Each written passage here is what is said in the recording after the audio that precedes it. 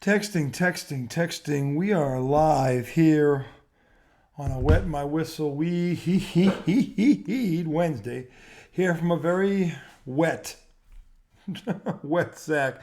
I am the redoubtable one. No, I'm not the redoubtable one. This is how tired I am.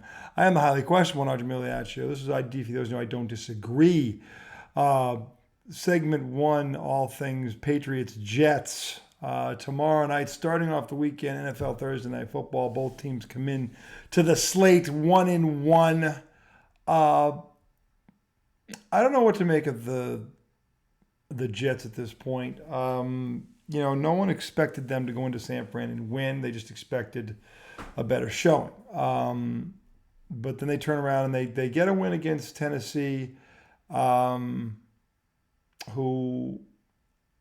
I'm not really sure what they are either. But so again, it's early.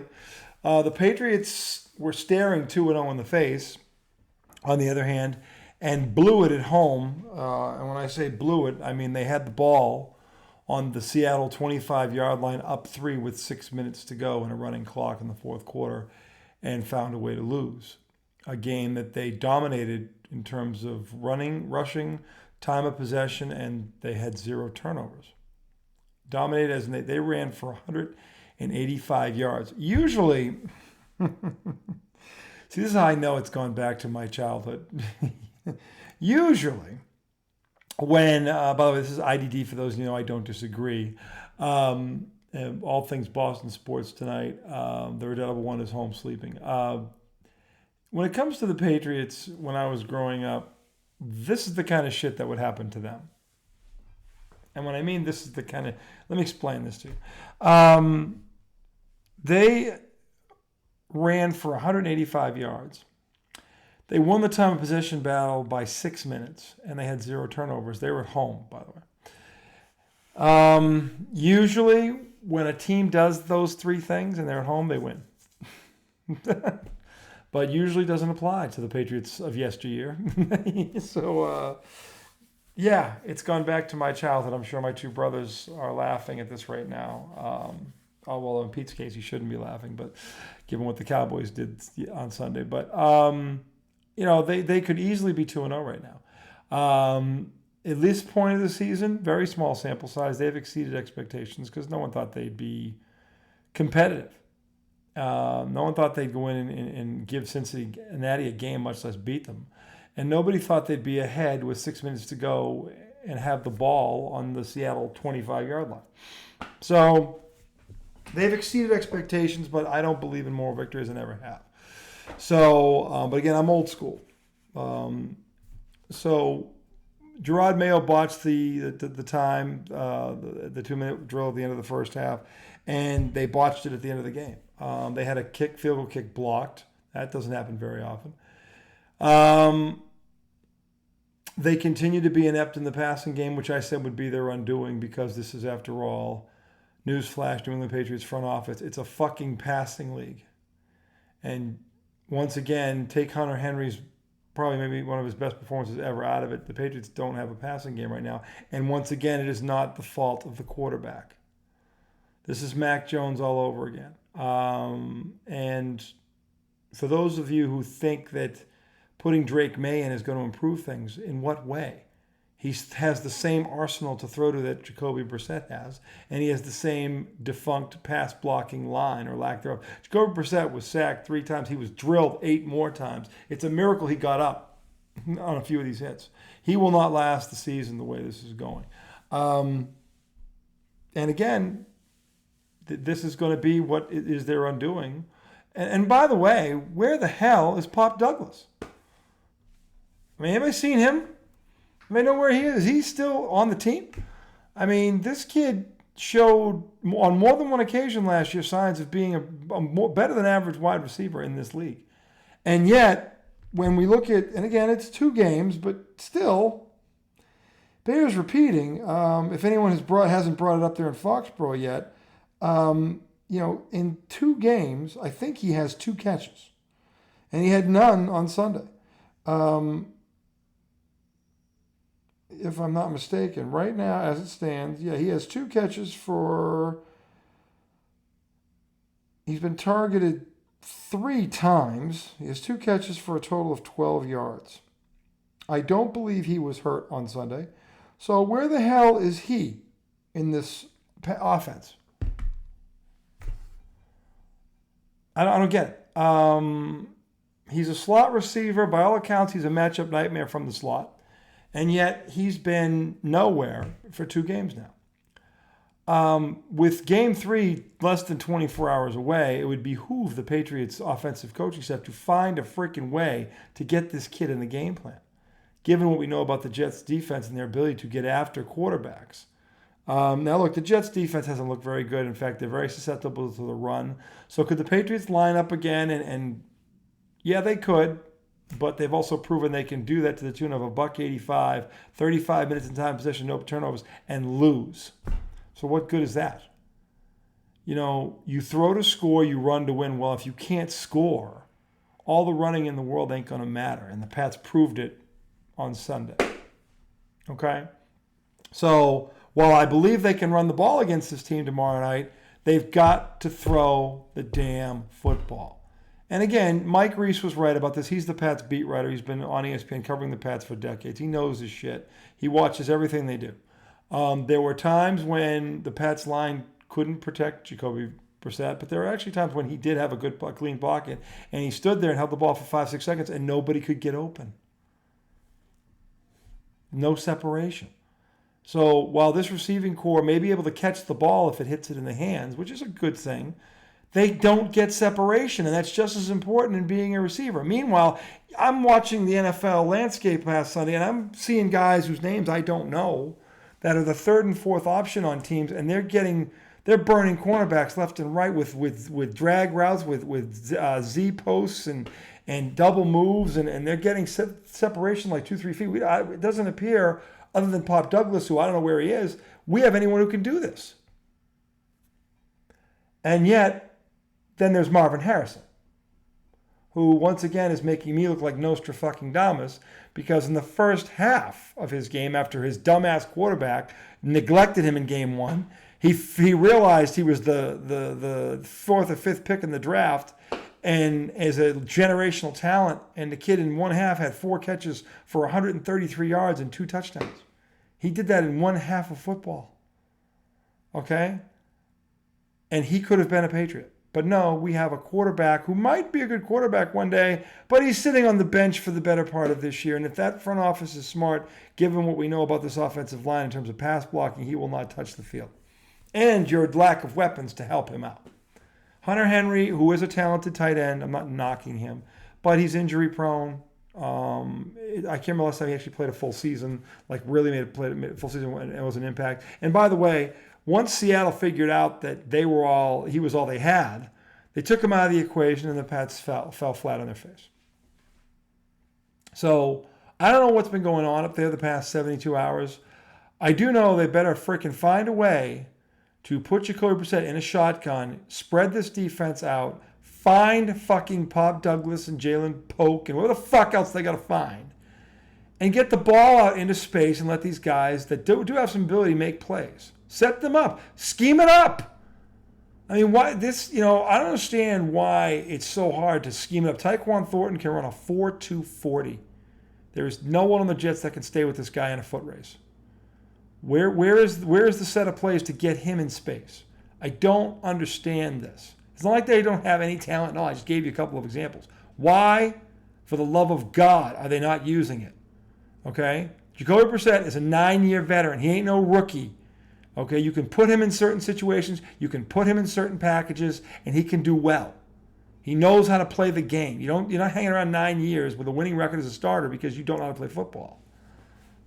And he's never had a lot of weapons, and he's got a winning record. So for people to sit there and say he's not very good, well, I have yet to see him with what I would call a Ferrari or a Corvette or something resembling an offense with weapons in it. Okay?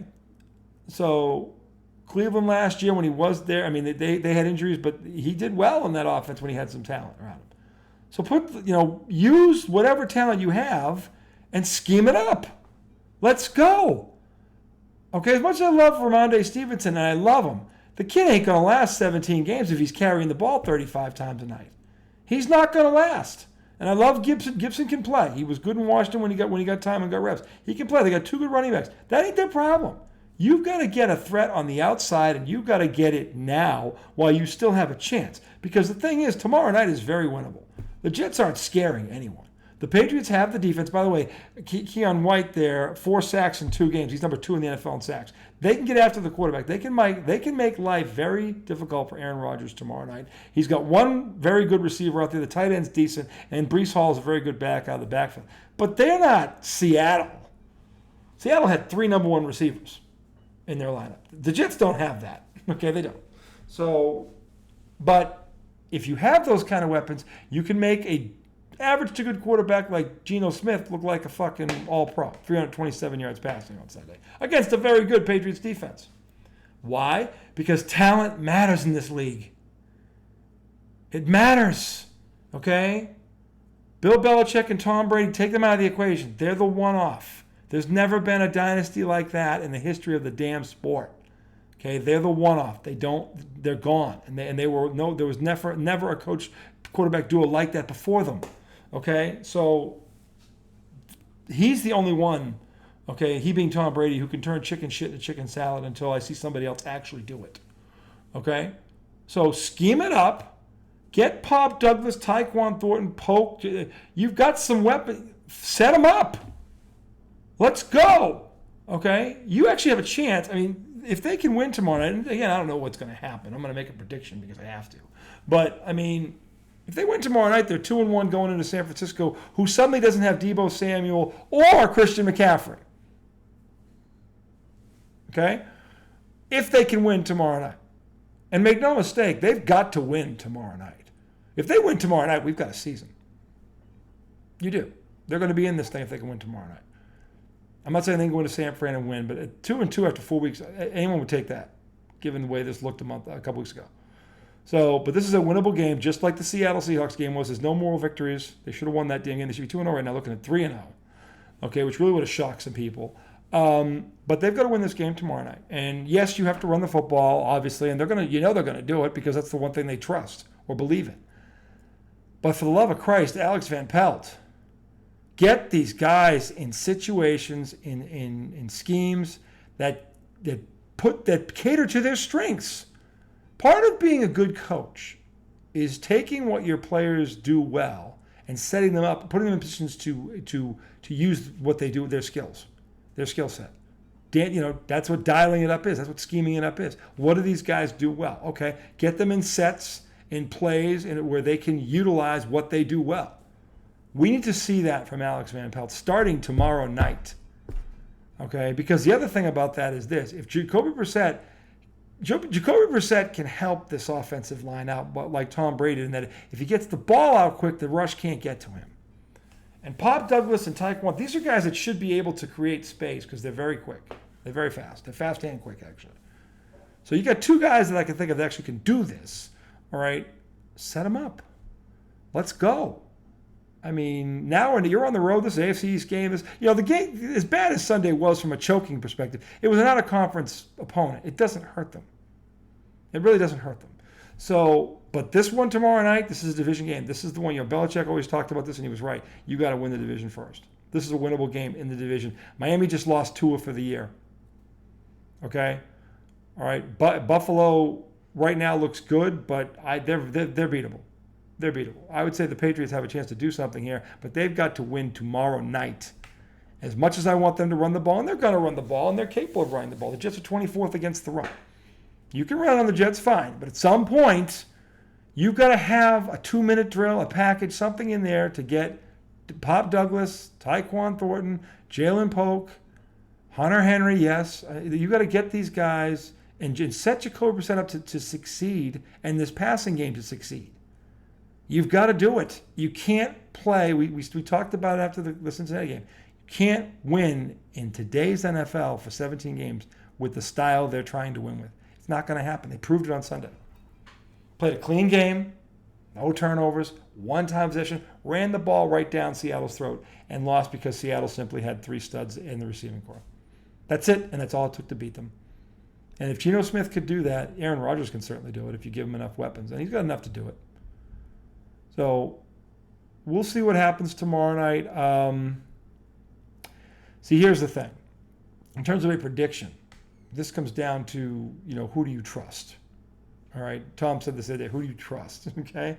Do you trust Rob Saleh more than Gerard Mayo? No, I don't. Is the Jets' defense better than the Patriots' defense? Right now, not even close. The Pats' defense is number 2 against the run. Okay, it's 11th overall. The Jets are 24th or 25th in the league overall. Now, again, 2 games, and one of those for the Jets, in the case of the Jets, was against San Francisco. But the Pats played Seattle, who's got a very good offense. And Cincinnati, who's got weapons, who's a good offense on paper. So the Patriots' offense gets the edge here. The difference in this game right now, it's Aaron Rodgers is light years better than Jacoby Brissett. He also has a number 1 receiver, which Jacoby Brissett still does not have. And in lieu of that, I'm putting this game right in the lap of Alex Van Pelt. He has to manufacture a passing game tomorrow night. He has to use the weapons he has. He has to set them up to be successful, meaning get Pop Douglas in space. Get Tyquan Thornton one-on-one out on the edge. Spread them out. Get them in the shotgun, one step pop, 1-2 read, get the ball out fast before this Jets pass rush can get to him and exploit that offensive line. And yes, run the ball between the tackles. That's the one thing they've done consistently well. You've got to obviously still do that, which I know they'll do that. That's the one thing I know they're going to do. So, this is a tough one.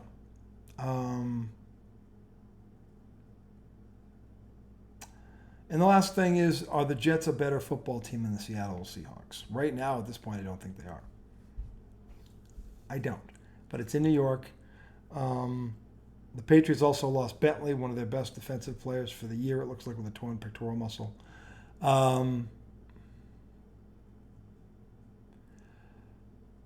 help me. I'm going to pick the Patriots in a very close game. I'm going to say 24-21 Patriots tomorrow night. And I'm doing that holding my nose, because will I be shocked if the Jets win? No, I won't.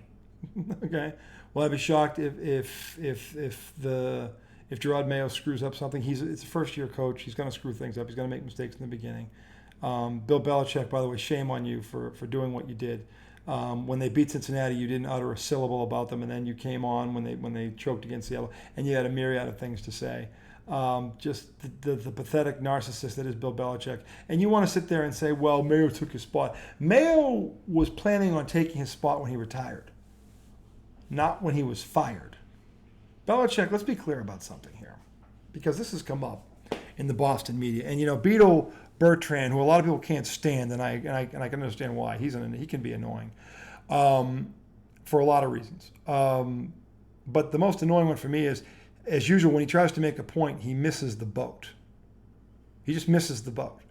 Okay? And not to say there isn't validity to what he said, because there is some validity to it. But he takes the wrong approach. The reality is, you can sit there and say in one hand, well, of course Belichick's not going to say something about Mayo. He had signed up to take his job. Yes, but that was supposed to be when Bill broke Shula's record as a Patriot and walked away on his terms. Then it was going to be handed to Mayo. That was the plan. Mayo did not plan for Bill Belichick to get fired. He didn't. Okay? The thing was, whenever Bill Belichick's tenure ended in New England, no matter how it ended, you would be the next guy. But Mayo thought Belichick was like most people up there. He's going to break Shula's record and go out on his terms and walk away from the game when he doesn't. No one thought he was going to get fired, except no one without. I mean, again, I've been screaming his record for 10 years without Tom Brady to the heavens. And what he did the past couple of years was fireable. Let's be clear about this. Bill Belichick got himself fired because of his arrogance. And if you want me to throw that up again in your face for all you Belichickians to choke on, I'll happily do it for you. Okay, start with N'Keal Harry, Tom Brady's last year, drafting that sucker over Deebo Samuel, DK Metcalf, who killed him last Sunday. Deebo Samuel, A.J. Brown, McLaurin in Washington, to name a few. Dotson down in Pittsburgh. I mean, they could have drafted 5 receivers that all have Pro Bowl talent instead of him. That's the first thing. Then he doesn't bring back Jacoby Myers, who's Mac Jones's binky. I've never seen a team let a quarterback's best weapon go, or his most reliable target go, for $11 million, and then sign an injury-prone guy for the same amount of money. And the worst part is then he hires Matt Patricia and Joe Judge to run his offense with the second-year quarterback coming off a Pro Bowl. These are fireable offenses. If his name wasn't Belichick, he'd have been on his all-powerful ass a long time ago. Okay? Bill Belichick got Bill Belichick fired. Don't blame Gerard Mayo for that, coach. You did that to yourself. And if you can't see that by now, that's just your ego, as usual. And that was your undoing. That's why you don't have a job. Because people have looked at you, and that's why you're sitting there and you're working for NFL Network and you're doing the inside the NFL and you're on McAfee show and you don't have a job right now. And I can't stand why he doesn't have a job. I can give you the list of why he doesn't have a job. And I can also give you for the 1,000th, 1 millionth time, his 10-year stint as a coach without Tom Brady. You know what that record is for you donkeys out there who don't do your job, who don't do your research, who ignore the facts? He's 83-105 with one playoff win in 10 years. That's a decade without Tom Brady. He's a loser without Tom Brady. A loser. A loser. Okay? And the way he ripped Mayo apart for his rookie mistakes as a coach. Hey, Bill, what did your first year look like as a head coach? Were you pushing all the right buttons and making all the right calls as a rookie head coach? I seriously doubt it. Okay? So that's pathetic on your coach. And again, once again, that just proves my point about you, what I've been saying all about when you push Brady out the door. Okay? It's all about Bill. It's always been about Bill. Bill's Bill. Okay? So, and that's why Bill is unemployed. And it'd be one thing if he came out in week one and gave Mayo credit for having his team prepared and conditioned and ready to go and pulling that up. So if he'd done that, then he could say what he wants because then he looks impartial. He looks fair. Does this look fair? Okay. But again, for anyone who tries to defend Belichick, well, why would he say something nice about Mayo? He took his job. That was not Mayo's plan. Mayo was the succession plan to when Bill walked away on his terms. Bill was supposed to retire from New England with that record intact. Bill Belichick and Bill Belichick alone is the reason for that. And for those of you donkeys out there who thought the Pats wouldn't spend money, and it was all Kraft's fault, go back and look at the offer they made to Brandon Ayuk. Go back and look at it and tell me again how Kraft wouldn't have spent the money. It was all on Bill. It was always on Bill.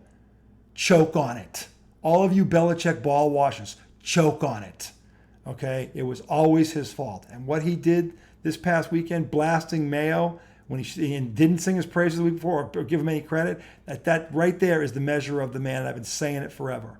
And it's just another example, just another log in the fire.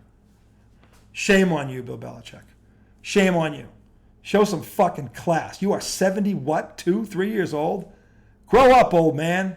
Grow up. Because right now you look like exactly what I said you look like. A loser. And if it wasn't for Tom Brady, no one would give a fuck who you are. You'd be a glorified defensive coordinator and nothing else. That's a fucking fact. 83-105. 10 years. Choke on it. Segment 2 coming right up. WNBA. We're getting close to playoff time. We'll give you a quick update coming right up. And BC Eagles at home Saturday night against undefeated Michigan State. All of that coming up in segment 2.